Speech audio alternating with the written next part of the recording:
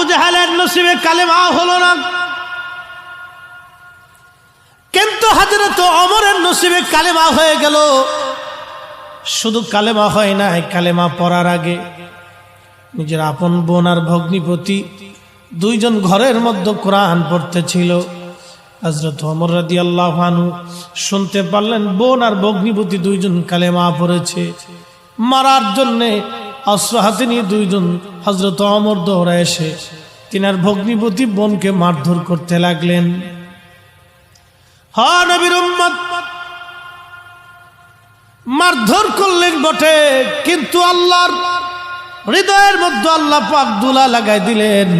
কোরআনের আওয়াজ যাওয়ার সঙ্গে সঙ্গে হযরত ওমর রাদিয়াল্লাহু তাআলা আনহুর হৃদয়ের মধ্যে দুলা লেগে গেল। হেদায়েতের মালিক কিন্তু আল্লাহ। এই জান্নাতের বাগানে সবাই আসবে না, সবাই বসবে না, নবীকে সবাই ভালোবাসতে পারবে না। যাদের কলিজার ভিতরে হেদায়েত আছে, যারা কলিজার ভিতরে দ্বীন আছে, ইমানের দৌলত আছে, তারা একমাত্র আল্লাহর নবীকে ভালোবাসতে পারবে। কথা বলেন ঠিক কিনা? আল্লাহর নবী বলে লা ইউমিন